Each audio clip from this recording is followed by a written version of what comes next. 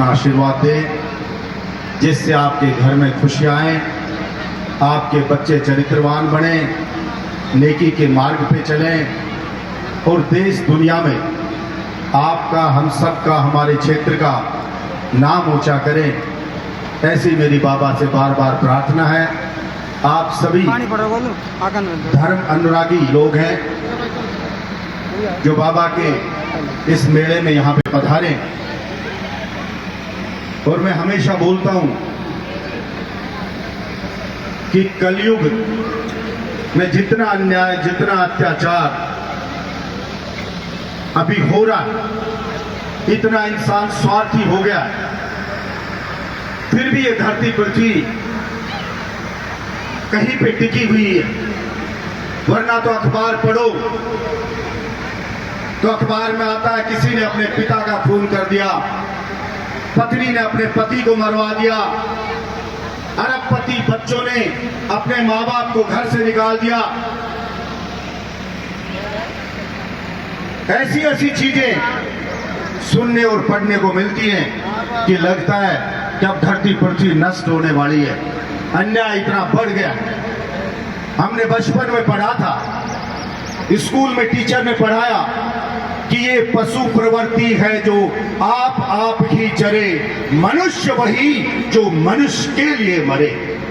लेकिन अब उल्टा हो रहा। आप डिस्कवरी चैनल देखें, कभी टीवी पर देखें, जंगल में कैमरे लगे हुए हैं और उन कैमरे से वो जंगल में जो हलचल होती है उसको टीवी पे बताते हैं। मैंने कई बार देखा और मेरे मन में एक विचार आया कि जब शेर गाय के झुंड पे अटैक करता है तो एक बार गाय दौड़ती है शेर से बचने के लिए, लेकिन थोड़ी दूरी पर ही, क्योंकि गाय इतना तेज नहीं दौड़ सकती और शेर तेजी से दौड़ता है, एक गाय को वो पकड़ लेता है, उसकी गर्दन पकड़ के गिरा देता है। तो आगे दौड़ती हुई 10 गायें वापस पलटती हैं और उस शेर से मुकाबला करके अपने साथ जो गाय उसको छुड़ा के ले जाती है। कोई सोच लो कि मुझे ये बनना है, आईएएस बनना है, तो उसे कोई नहीं रोक सकता, क्योंकि प्रत्येक व्यक्ति के अंदर भगवान बैठा है। और चाहे जो आप चाहे जो से करवा सकते हो, लेकिन उसके हिसाब से मेहनत आपको करनी पड़ेगी, उसके हिसाब से सही रास्ते पे आपको चलना पड़ेगा। अगर कोई इंसान चलता है तो मैं नहीं समझता दुनिया में कोई भी व्यक्ति ऐसा होगा जिसका सपना पूरा नहीं हुआ होगा। निश्चित रूप से उसका सपना पूरा होता है और असफलता अगर कभी मिलती है तो मेरा दृढ़ विश्वास है, और मैं हमेशा कहता हूं, और कोई भी व्यक्ति चाहे अपने जीवन में पजोक के देख लेना, जब आपको लगे कि सारा जहान आपके पीछे पड़ गया है, जब आपको लगे कि दुनिया धोखा पे धोखा आपको दे रही है, जब आपको लगे सारे रास्ते बंद कर दिए गए, तो विचार कर लेना कि भगवान अब सबसे ऊंची उड़ान आपको देना चाहता है, उसकी तैयारी वो कर रहा है, इसलिए आपको तैयार करने के लिए ये बाधाएं पैदा कर रहा है। भगवान श्री राम, मेरे मर्यादा पुरुषोत्तम श्री राम भगवान, जिनका राज तिलक होने वाला था, आप कल्पना करना पब्लिक उत्साह में हो कि भगवान राम के लिए कि राम हमारे राजा बनेंगे, इनका राज्य अभिषेक होगा, और दूसरे ही दिन उनको वनवास मिल जाता है। 14 साल वनवास में जाते हैं। जब राम अगर तुरंत राजा बन जाते, महाराज दशरथ जी राजा बना देते, तो राजा राम कहलाते।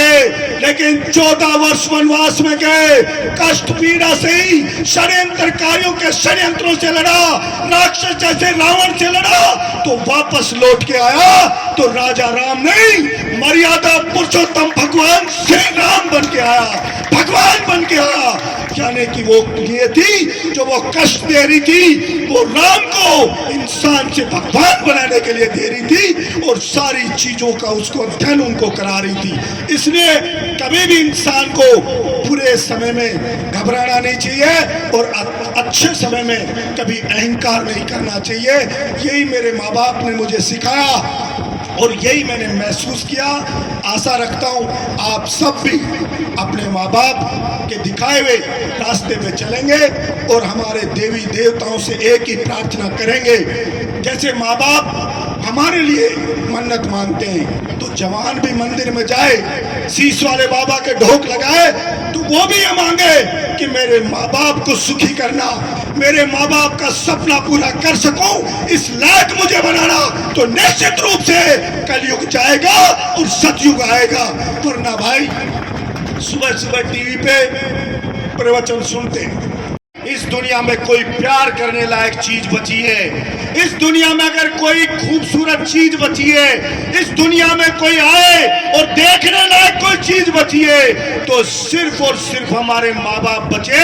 बहुत किस्मत वाले जिनके माँ बाप जिंदे हुआ करते हैं। अरे बच्चा पहले अपने बाप के दर्द को नहीं समझता, बाप कितना प्यार करता है उसको नहीं समझता, और दुर्भाग्य ये होता है जब उसकी समझ में आता है तो बाप दुनिया में नहीं रहता, फिर पछताता रहता है। मेरे पिता ने बहुत प्यार हमें किया, इसलिए समय रहते हुए अगर अपने माँ बाप को प्यार कोई करता है तो मैं समझता हूँ शीश वाला बाबा भी उस पर प्रसन्न होता है, कृष्ण भगवान भी उसको आशीर्वाद देता है, महादेव भी उसको आशीर्वाद देता है। 36 करोड़ देवी देवताओं का सबसे प्रिय व्यक्ति वो कहलाता है जो अपने माँ बाप को प्यार किया करता है। इसलिए जितना हो सके आपके माँ बाप जब तक जिंदा है, जब तक आपके पास है, उनको प्यार करो।